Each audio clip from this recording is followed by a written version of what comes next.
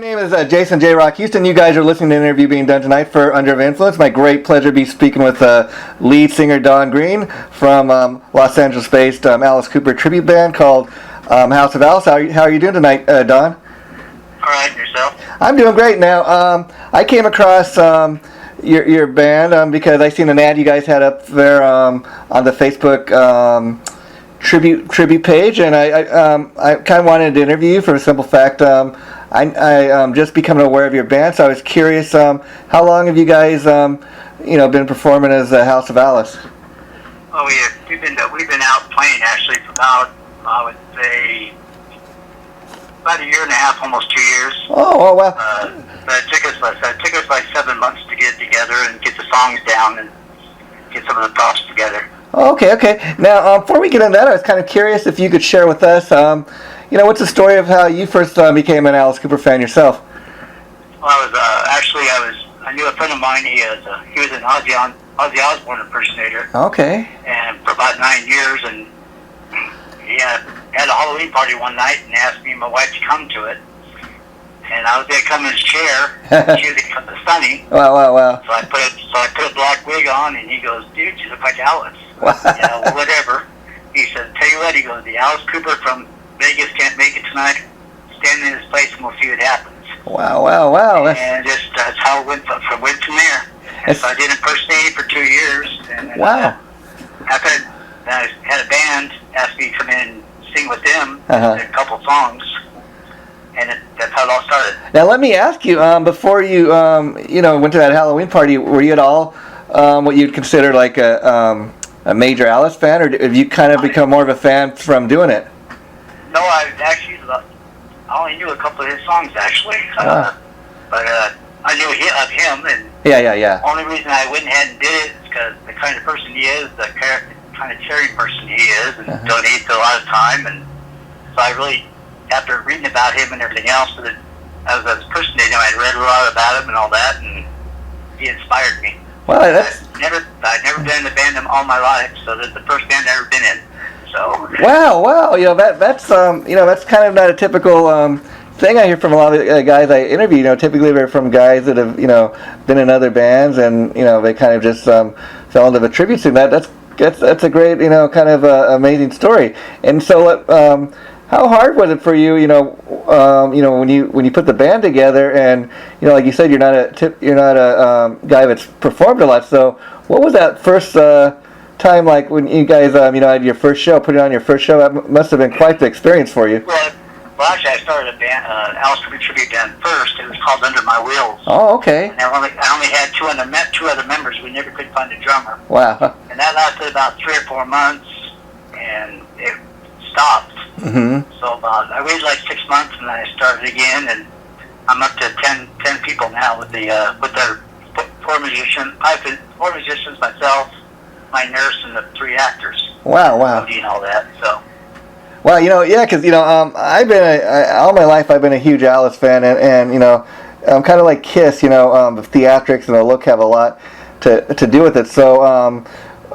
Talking about the House of Alice, when you first put this band together, it sounds like you had to do a lot of homework and probably really learn the songs and everything, being a guy that didn't really, wasn't like a hardcore Alice fan. So what was the hardest part for you as far as putting the show together? Was it learning the songs, getting the makeup and the look down, and being able to do all the theatrics? What was been the hardest part for you so far? Well, the look was okay because I decided to impersonate him for 2 years, yeah. so I pretty much had the look down already. Getting the band together, it took 7 months to get the proper band, to get the proper musicians and all that. And that's where I'm looking for a keyboard player again now. Wow. But we had the props took a long time. I built the electric chair myself. Wow. And then a friend of mine helped me got the lighting up better and all that.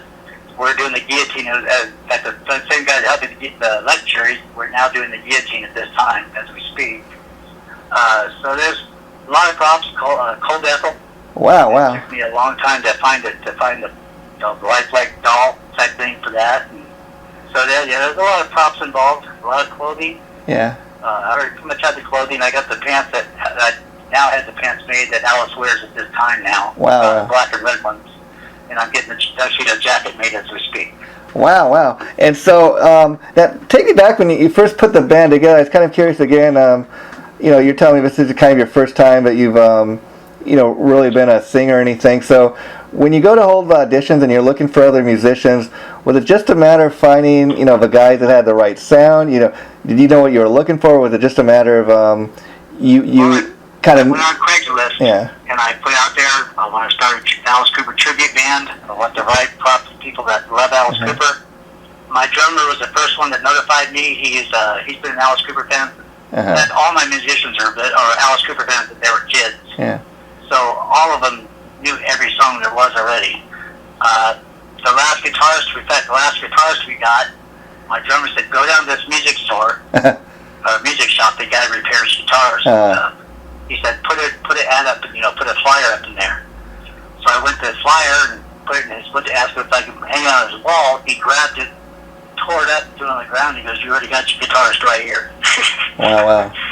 So he's our last guitarist. So yeah, it took like 7 months to get all the right, because we had people coming in and out that didn't really want to learn and didn't have the soul for it. Yeah. And then we finally got them all down, and now I got the best musicians there is for Alice Cooper. They love them. They help me. Yeah. I had a lot of help, to do the voice, and I had the voice for talking. Yeah. For singing. Yeah. So I had to get vocal lessons, and did that for a while, and so now it's that we haven't really got out of the high desert yet. We're going down the hill now. Yeah. So we don't. From up here, we have 600 followers. Wow. Just from up here, and we fill our shows up here anywhere from 200, 300 people. Wow. And so typically, do you guys do? Because I was looking on your website, said that you sometimes do like big like corporate events and stuff. Is that typically what you've been doing? And you're like you said, you're trying to branch out to other. Actually, one of our first corporate events will be coming up on the 23rd of October. Will be the music festival, the Lake Elsinore Music Festival. Oh, okay. And we have a Simi Valley big 2-day tribute. Simi Valley, but that's for it's all donated. Yeah. None of us are getting paid for that. It's all for children with cancer. Yeah. So we're doing that for free. We've done 6 private parties up here. Wow. We've been actually paid better than some of the venues we played. Mm-hmm. It's mostly venues we're up here. So we've got a lot of followers up here now. So now I think it's time for us to move on and broaden our horizons. And so, how excited are you? Like I said, reason I came across your band was on the Facebook tribute page. I see you guys have an ad for a show coming up here in a few weeks at the PCH Club down here in Long Beach, where I'm from. That would be our first time actually down the hill.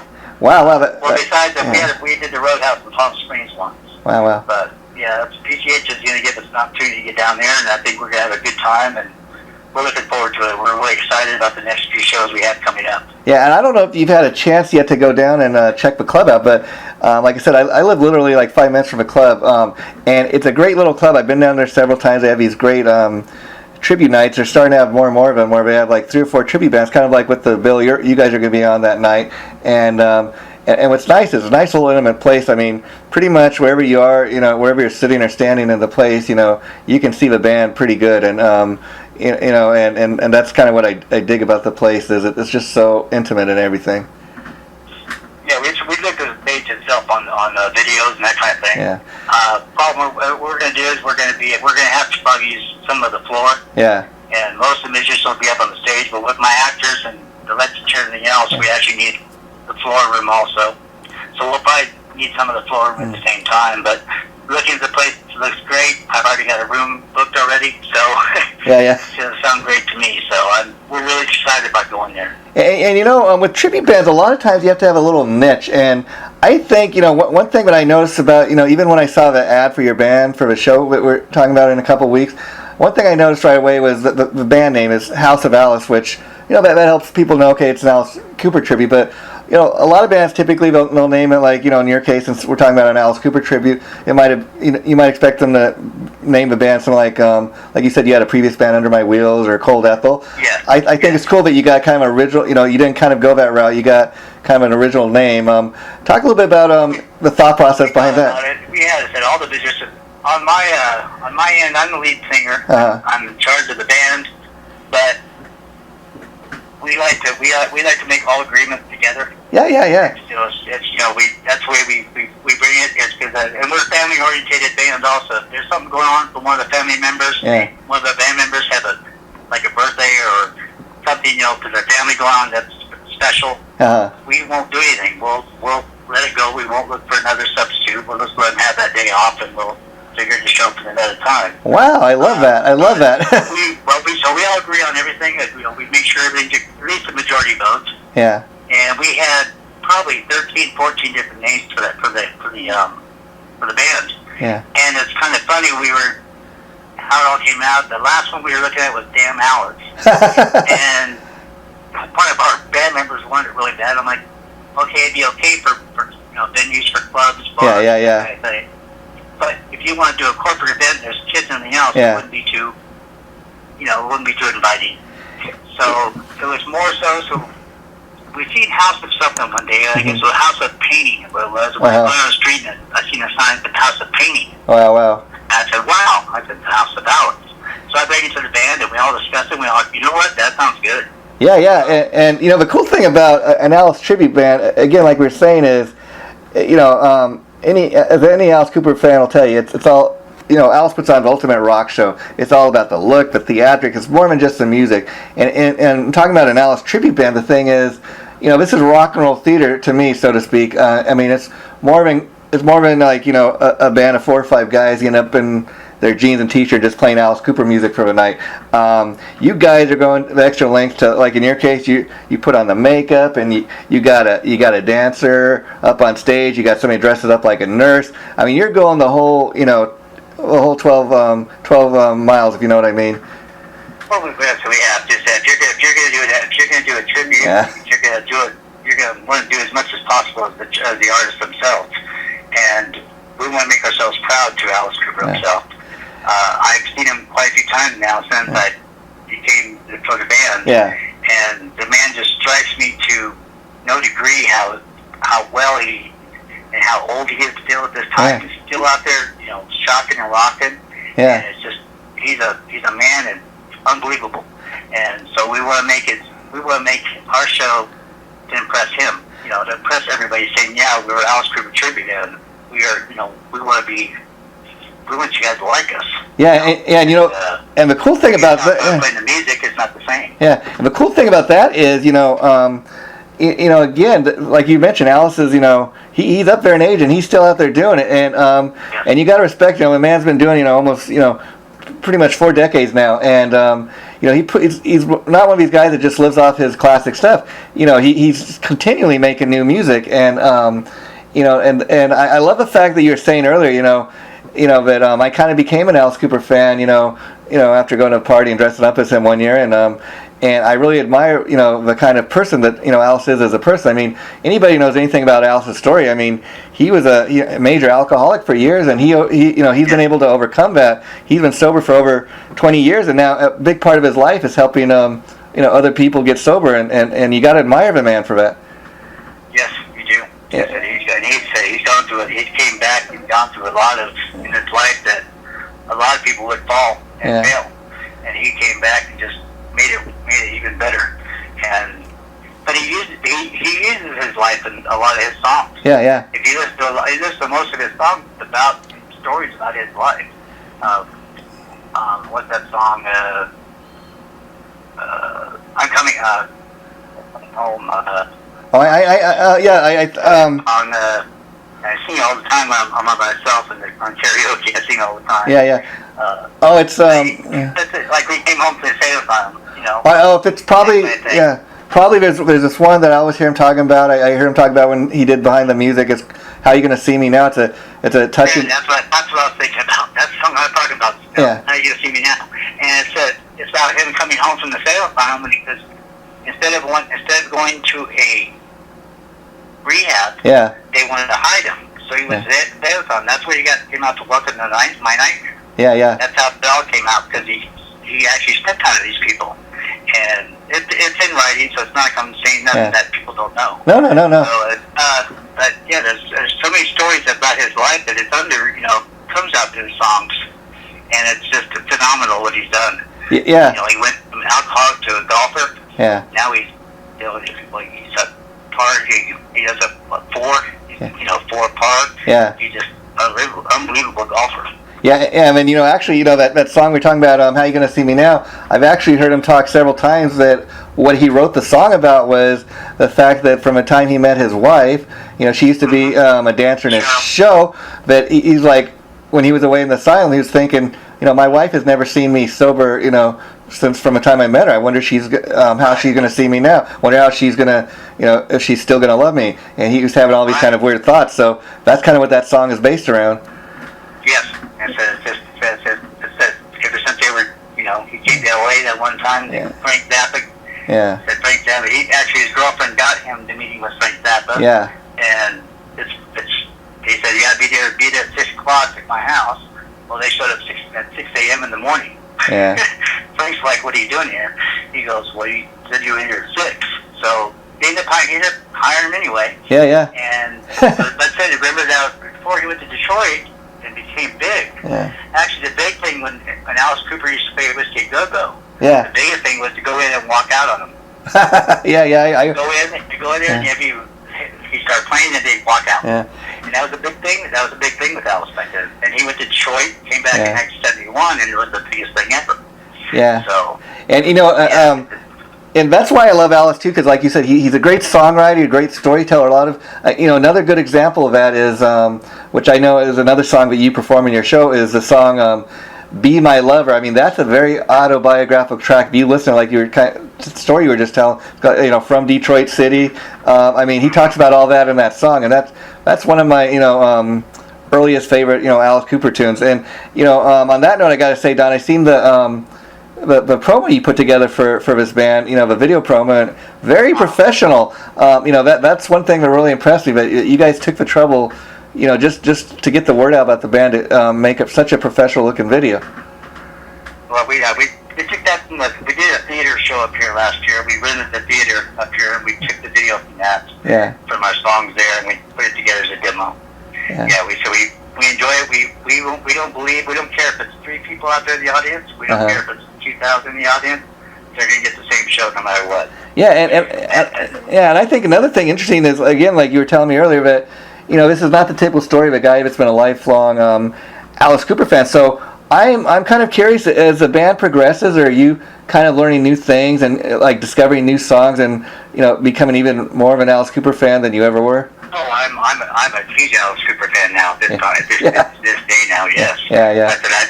I joined the Phoenix to Cooperstown to see him. See him, his son play. Wow. His son's in a band called Co-op.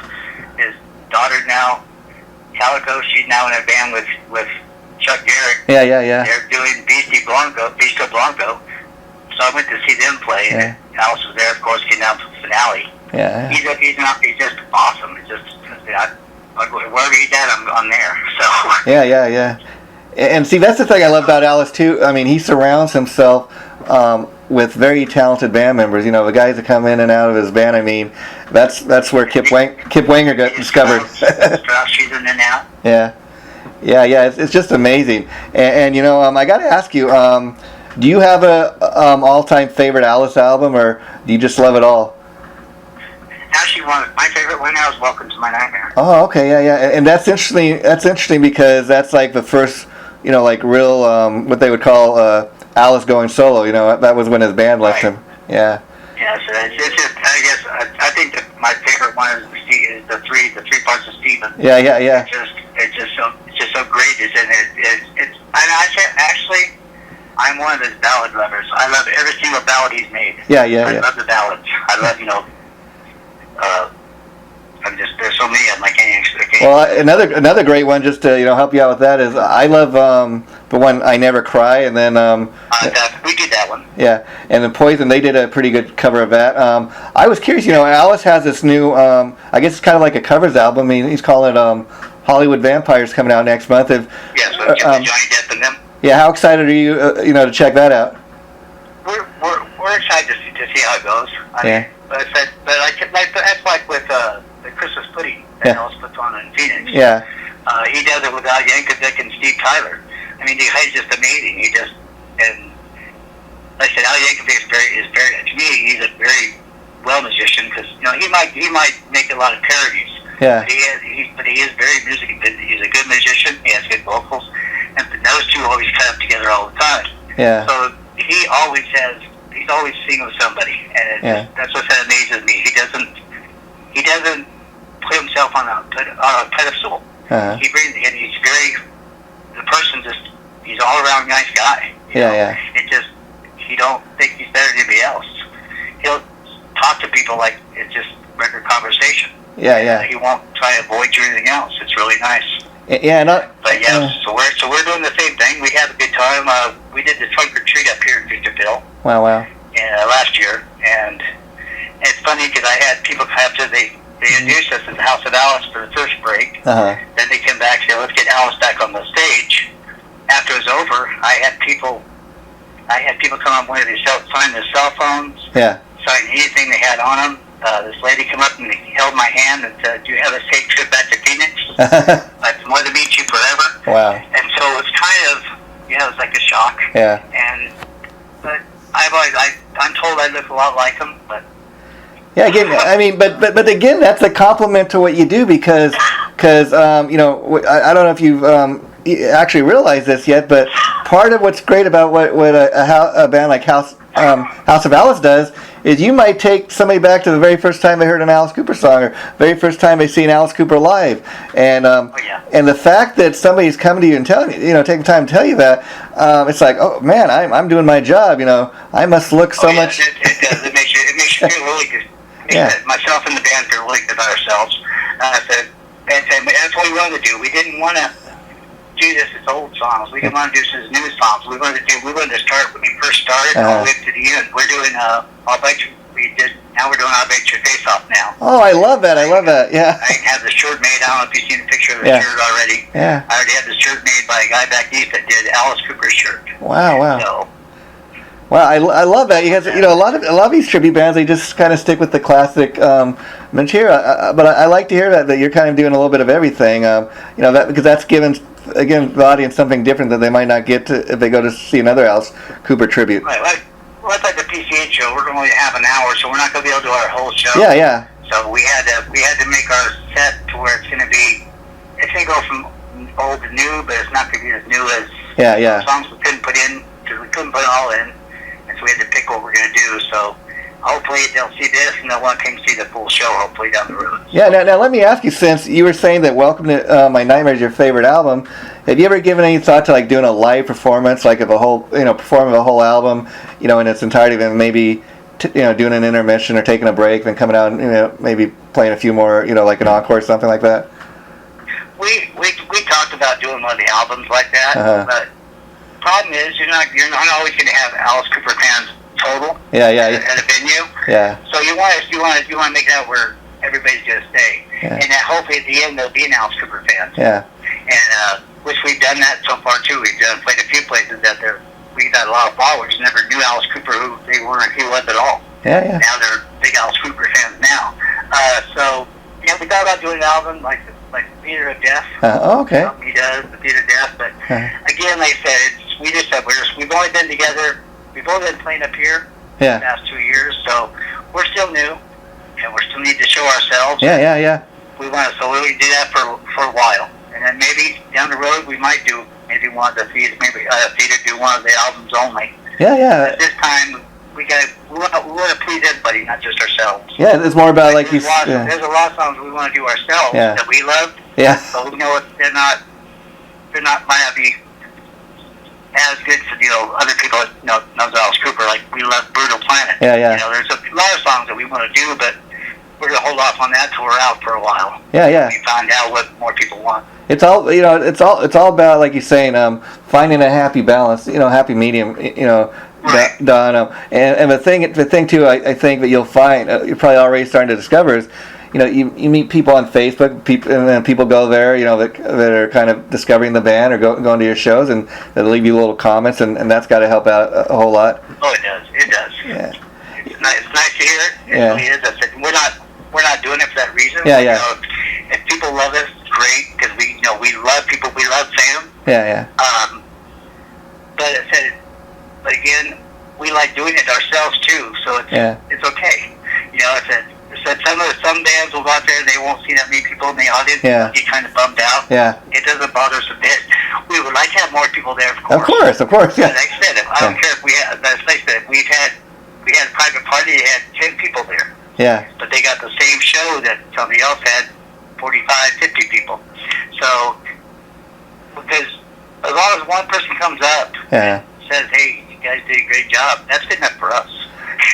Yeah. And, we did one private party. It was actually a birthday function, anniversary function for somebody. Yeah. And they hired us, and I had 4 little kids come up and said, "We love you, Alice." Wow. You know, so it's kind of neat, and so it's kind of fun. So and I was curious. I enjoyed him. I mean, it's amazing. I'm excited every time I turn around to do it. So. Yeah, and I was curious. You kind of mentioned the fact that you performed some material off the last Alice album. So I was curious, being that "Welcome to My Nightmare" was such a huge influence on you, that album. What do you think of the last record they put out, "Welcome to My Nightmare"? You know, like part 2. That's what's that Bite Your Face. We got Bite Your Face off on that. Yeah. We almost did caffeine, and that started going away. Yeah. We don't do that much anymore. You guys, I'll Bite Your Face off a lot. I love the song. The best song I love that album is "I Made Up You." Yeah, and I kind of think that just puts tears in my eyes. It really does. It's a really good. It's not a very well-known song because it doesn't really play it that much. Yeah. So. I kind of think that's one of my favorite songs from that album. I kind of think anything that him and Bob Ezrin do is just, it's a masterpiece. Yeah. He is. He's a heck of a songwriter. Really is. He has so many ideas in his head. Yeah. And I was curious. Like when you go to do a gig, do you usually show up to the place all all in costume, or do you get all made up and everything like backstage? Actually, I come up with. I'm by myself. Oh, wow. But, when we last talked, we were kind of talking about, when you show up to your gigs, if you show up made up, in costume, or do you get dressed? Yeah. I said we were at the Palm Springs Roadhouse, and the owner, he was watching us get everything set up. I went out, got changed, got my Alice thing on, came back in, did our show, and after it was over, I went over to him. He gave me a nice handshake. He says, "Hey," he goes, "when you get undressed, you come back in for I'll only give you a burger, one of our famous burgers." I said, "Well, I appreciate that." So I went out to the trailer, got undressed, got my makeup off, got my clothes back on, came back in, and I said, "Yeah, how you doing?" I said, "Just check on the burger." He says, "Oh, well, the waitress is around the front." I said, "You told me to come see you when I was done. I'm Alice." He goes, and he just freaked. He said he grabbed my arm, took me to his wife, and this was Alice. So which one actually is pretty nice because when I'm out of costume, it's done. I'm not me. Yeah. So when I get that cane in my hand, I become Alice. Yeah, I was going to ask you about that because I've heard, in several interviews over here, Alice himself saying, like he now kind of for his own sanity, he sees Alice as a character, and he's like his own person when he's off stage. So when you're in that makeup and that costume, do you feel kind of like you're the Alice character, if you know what I mean? Oh, yes. So as soon as I get the makeup on, get the jacket on, or get the clothing on, as soon as I grab that cane, it's like my voice changes, everything. Wow. My voice goes into. I sing at rehearsal. A lot of times I'll sing a little higher. Yeah. But if I get to the show, I'm right on. Wow. And I'm not trying to make myself, I'm not trying to boast myself or anything else. Yeah. It's just when you get there and you see that audience, and everything just triggers. I get that cane in my hand, and I change personalities. Wow, that's amazing. And now, again, in talking about the makeup, it's not like your whole face is covered like, one of the guys in Kiss, but how long does it take you to get the, makeup around the eyes, just so? Well, between me and you and the fence post and everybody else now, I don't do my own. Alice does his own makeup. Actually, my wife is actually our backstage manager. Oh, cool. She does my makeup. She takes care of all the actors. Make sure the actors got what they need. Make sure all the props are ready. So she actually does all that for me. Oh, cool. So she helps me do it. She does the makeup for me. She helps me get changed and all that, and get all the clothing and stuff on. That makes the job that much easier for you. Now going back to. It's nice too because we do it together. Yeah. Like I'm going off with leaving her home all the time, so she's part of the show, so it's kind of cool. Yeah, family affairs, you say. Now, I kind of dig that. Now, going back to when you first put the band together, I was kind of curious again, being the fact that you're kind of not a guy that's been singing all his life. How long did it take you in feeling comfortable in your ability to sing these songs? Or I imagine it must have been kind of nervous just learning these songs and getting up on stage. Well, I was a first aider, I had to do I was doing tracks for a little bit. Oh, okay. Karaoke tracks. Uh-huh. At home in my garage. Yeah. But then like I said, the Jim Nichols band, they're a record band that goes out quite a bit. Okay. They called me up. Actually, it's the first time I actually went out public like that. They called me up and said, "Hey, we're gonna do a Halloween show down here in something Marguerite did down there by Mission Viejo." Oh, okay. And it's a big rich area. Uh-huh. And they said, "Could you come down and do 6 songs with us?" Wow. And I said, "I guess." I said, "When do we rehearse?" He said, No, you rehearse on your own. We'll rehearse on this end. We'll just do it. Now, in fact, it was a Fireside Grill. I apologize. Wow. Fireside Grill in Mission Viejo. Wow. So I got there.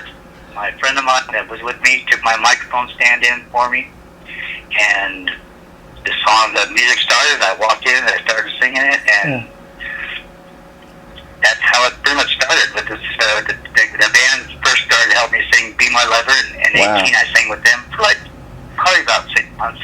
And so it's that's how it all started. But my singing wise, I sang in chorus in 8th grade, and that was it. That's the only time I ever really sang in public. So but I was kind of nervous at first, but I guess the other thing I'm asking too is even an actor, when they're doing a play or something, or they're making a movie and they hear their recorded voice for the very first time, even just their talking voice, a lot of times it takes people a while to get used to. Did you have any of that to deal with, where you're like, oh man, I'm not used to the way to this day I'm not happy. I just everybody, because I guess when you're at yourself, you don't think yourself, you don't think that you do that well yourself. And people will tell you, but you just don't see it. When you're watching it on a video or whatever.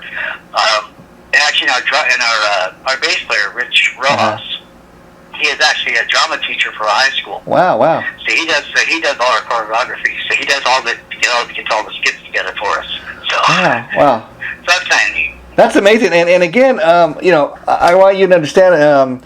Reason I'm asking all this is trying to make really people understand, your personal story, Don. Because the thing of it is I think the most amazing thing that I've learned tonight just talking to you is I never would have guessed before talking to you, but you weren't really, a guy that, was in bands all his life. I mean, anybody who just goes on your website and they look at the promo video, you sound like Alice so much. I mean, you're put on a very convincing show to me, and and I just think that makes your story that much more amazing. That you're able to present it in a way you sound like Alice, you look like Alice, and I think anybody going to your show is going to be impressed. I'm just basing this on the video and the graphics and everything I've seen on your website. I appreciate that very much. Yeah. It's fun, and I have a blast doing it, and we all do, and it's satisfying. It really is. So I grew up a lot of times when I was doing impersonating. I grew up in and out of foster homes as a kid. Wow. And so I really never was in one spot too long. Okay. So that's why. And when I got older, I went in the Marine Corps and went in service and came out and got married and everything else. But on my Facebook, my web page, when I was a impersonator only, I was called Don as Alex. Oh, wow. And that website then, it kind of gave my bio, and it said at the end, in fact, my bio now, my personal bio on the website still says, I'm 55 years old. Wow. never give up your dream. No, I've been a dream of being a band all my life. Wow. So it says never give up your dream. It's to be 55 years I'm there. So yeah, I'm 57 now, but hey, you're 10 years younger now. So. Yeah, you're doing it. You're doing that's it doesn't. I'm one of these guys. It doesn't matter how long it takes you to get there. It's it's all about telling your story right now, and the fact that you got there, the fact that you're doing it. That's what it's all about. I mean, forget about being an Alice Cooper tribute for a band for a minute. I mean, that's what makes your story to me that much more inspirational. It's kind of like you're saying it. You're kind of like you were the guy in the audience that you kind of jumped up on stage and you're performing these songs now, kind of helping to keep the legacy alive. Right. Yeah. So when I first started, it was kind of funny because I would do the song, but I wouldn't do any of the movements she did. Yeah. So I didn't have the mannerisms down that well. So I'm getting that now, but it took me a while to learn the mannerisms a lot. It took me a long time to learn that because I'm still learning with the cane because he can flip that cane to people. And so I'm still learning that still, but and talk about the theatrics, like the guillotine and that. How long? I mean, what was involved with you learning how to properly do that? Because I imagine there's safety issues and stuff, and you want to make sure nobody gets hurt. So what was? Actually, we had to. We actually, me and my friend that's doing it with me. He's a bass from another band up here. He's the one that actually got me singing. He's the one that asked me to come sing with them for those 2 songs all the time. Wow. So if it wasn't for them, I wouldn't be where I'm at now. But he actually helped me with the guillotine because he did it, that kind of stuff. And so I asked him to help me out. Cool. And we had to watch a bunch of videos because it's not, when that blade comes down, that's not the blade that's going to hit you. Yeah. You got to make sure it's going to look like it's the blade to hit you. So it takes a while. And then I had a friend of mine, her name is Angela. Her name's Angela. She's a Marilyn Monroe. She's a impersonator. She impersonates 3 or 4 different women. Wow. And she actually made the head for me. Wow. So it's kind of funny. A couple of years ago. So we just now getting the guillotine there. There's a lot of safety issues. So we've been working on it for 2 months. Wow. So it's taken a while because you got to make sure the springs work right. The thing falls down over your head afterwards, so you don't get hit. So there's a lot of safety issues involved for it. And have you had any? We're hoping to use it in October. Oh, and have you had any? So you haven't officially used it at any shows yet, huh? Oh no, not yet. No, we haven't. We're still not even. We're still working on the blade. The last part we're working on now. So it's still not together yet. We're still working on it. We did the lecture for the past. We did use the lecture for the past 2 years. Wow. And people love it because Alice Cooper used the lecture at the beginning of his, his younger life, but I always thought it was so cool. The lecture was so cool because as long as you got that strobe on you, and you got the strobes on top going right, and everything hits just perfectly. It just works out really well. I think we've had nothing but compliments over it after all. So. Wow, and an interesting thing just kind of popped in my mind as we're talking about this. I mean, typically you see guys in a band, pulling up to their gigs, in a van or trucks, and they've got all the gear, loaded. But you guys, obviously, to do what you do, you got to have more than just the guitars and the drum set. You got to, you have to have all the props and everything. Yeah. So that must be a whole nother truck or van. Well, I said, plus the clothes. We have a portable dressing room. Wow. That we actually carry with us because we have all our clothes hanging up in there because it's myself, but also you've got Lizzie Obscura. She's actually Nurse Wally Rod. You actually have her, and she has her costumes, 2 different costumes also. So we have to. So actually, a friend of mine, again, the same guy, also lets us use his trailer. He actually hung 2 mirrors in his trailer just for me. Wow. So we can get dressed in the trailer. So if we don't have a place to get dressed, like PCH can be nice because I'll have a hotel room actually get dressed in, and I'll come down through the hallways as Alice. Wow, cool. But normally said, I'll come from the trailer straight in. As we're doing Hello Ray, they start off, they'll do the underture first. Oh, cool. They'll start doing the Hello Ray, and I walk in, start going right up. But it'll be changed this time, and won't be Hello Ray this time. So wow. Give you a little hint, but we're going to start up differently this time. And I was curious, but that is a great song to start with. I was curious too that after a gig when you're hanging out in the parking lot, or have you ever been just somewhere before a gig, dressed up as Alice, like maybe in a supermarket or something, and you must, when you go out like that, get kind of strange looks. Yeah. In fact, when I first did it, I was at a show, and I came out as Alice. This Glenn guy walks by and goes, "Well, check it out, it's Ozzy Osbourne." Wow. Gotta love I'm it. like, well, okay. Yeah. Actually, a little. No, yeah. I stopped at the gas station one time, and I had to get a few people come out, run pictures with me at the gas station, and so I don't. That's what I don't dress up at home no more. And go to these shows no more like that no more. So I wait till I get there. Wait till we get the equipment set up, and then I go ahead and then I go get changed. But I still stick around for a break. If we have a break or before the show or after the show, if people want to get pictures, I do. We give photos with anybody. We don't charge for the photos. Oh, of course. Yeah. People do. Yeah. Hey, you know what? You're our fans. We're gonna give you as much as you guys want. So. Wow. I love that, and you know, and getting back to like the guillotine and stuff. Like once you guys get to the point where you're ready to start putting that in the show, do you worry about any of the club owners or any theater owners will be like, nah, we don't feel safe having that in our Well, again, it's up to the venue if what we use. Yeah. That's like fog. Yeah. A lot of the bands use fog. Yeah. You actually have to have permission to use that fog before you go to the venue because for people with asthma and stuff. Yeah. So you have to let the people then you know what you're bringing into the show. Yeah.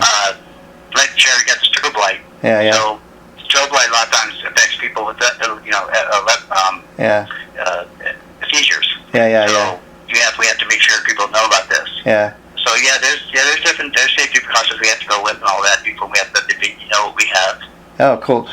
And then I gotta tell you, the last time I seen Alice Cooper live was a couple years ago, where the bill was actually it was Alice Cooper was the headliner. Yeah, Heaven and Hell, which was the last tour Ronnie Dio did with Black Sabbath, and then you had Queensryche with Jeff Tate was still in the band, and all three bands were like dynamite, and but Alice Cooper, the amazing thing, him and Ronnie Dio were like these two old guys, and man, they still had it. I mean, Alice, he just even as old as he is and everything, you'd think he wouldn't still have it, but man, he still put on the ultimate rock show. Oh, he still does. He still does to this day. So just last week when he did that show last week, it's just the man is just such a. He like he says, he goes, I feel it after the show, I feel it before the show, but when I get out there on that stage, it's all about them. And all about the audience. And then they're here to see me, I'm going to give them what they want. And then he's smart enough guy too, but we look at it the same way. Yeah, he's a smart enough guy too, I guess like you. He surrounds himself with other talented musicians, but he's got like 3 or 4 guitar players in the band. That way, when he does have to go do a costume stage, one of the guitar players could be soloing, they could be entertaining the audience or something like that. And I mean, he's got like a 7-8 piece band. You got Glenn on the drums. Yeah. He's an excellent drummer. You said you got Chuck. Yeah. Chuck will still play with them off and on. Yeah. This man, these guys, and said Nita Strauss. He's bringing her in. He had her in the day before. Yeah. Now he has Nita Strauss, and and he gives them. Like you said, he doesn't hog the whole show up. Yeah. He makes sure the guitars get up to do their solos. Yeah. I do the same thing. Yeah. I'll step back and let the people see the musicians. I won't always just be up front all the time. I'll step back, take a drink, whatever, or just point them out, make sure they're being seen. So yeah, he shares his wealth. Yeah, and then Nina Strauss. Yeah, Nina Strauss you bring up, which is one of the newer guitar players in the band. Hot-looking female, but interesting thing a lot of people may not know is she was originally, before she played with Alice, in the Iron Maiden, which is a great Iron Maiden group. Yeah. Iron Maiden. They just got back from a world tour. Yeah. Yeah, I'm one of their fans too. They're great. They're great bands. Yeah. I got a picture with at the NAM. Oh, cool. And that night at one of the restaurants, I got a picture with. I forgot one of the girls' names. I got a picture of her at the restaurant. So wow. Yeah, it was just at the NAM show was just unbelievable because they had Nita there, had Lynn Sobel, had both of them there. Wow. I got to get a picture of both of them. So it's kind of cool. And the last thing I wanted to ask before I let you go, Don, is do you have a snake or anything like that you put around? That's funny because I was just talking to a gal in Long Beach. She's asked. I was talking about maybe knew that he has snakes, and she goes, "I have a snake, and I live in Long Beach." Wow, so we were actually I was trying to get with her to give me like an hour to be with her at her house, where I can and then she would come to the show at Long Beach that night and put it on me for like Poison, or just one of the slower songs. It'd be just kind of be cool. But my band, all my band members are afraid of snakes. Believe it or not, I mean terrified of snakes. No, I was going to ask you, like, would you have any nerves about doing something like that? No. Actually, I went when I was a firefighter for a while. I had to go to San Diego for a week after school, and I actually had to learn how to catch sidewinders and that kind of thing. Wow. I have no problem with spiders and snakes and all that. I think it's cool. I used to have tarantulas when I was a kid, so it's no problem. I love it. Snakes are cool. Wow. And boas are not gonna bite you. They're gonna, if they're tame, they're gonna wrap around you a little bit. Yeah. If you stroke them on one side, they're gonna back off that side. So Alice to do it for so long. Yeah, he's used to it. If I had a snake trainer, I think I'd be okay. Wow. Well, Don, I've had a great time talking to you, and I know you're a little nervous about doing this, but I got to tell you, the interview came out really, great. I'm not exactly sure when it's going to go up exactly, but I will let you know the minute it gets posted. And once it does, you're welcome to post on any of your sites, do what you want with it, and maybe we can do down the line. And I'll be sure to come down to a show when you're down here in the PCH Club and stop by and say hi. But maybe we can do this again and talk in a little more detail about why the Welcome to My Nightmare album had such a huge impact on you. I always love to check back with people and talk to them about stuff. So keep that in mind and keep my contact info. But I've had a great time getting to know you. You really have a great story. Thank you very much. Appreciate your interview, and thank you very much for reaching out to us. Okay, take care, my friend. Bye-bye. Thank you.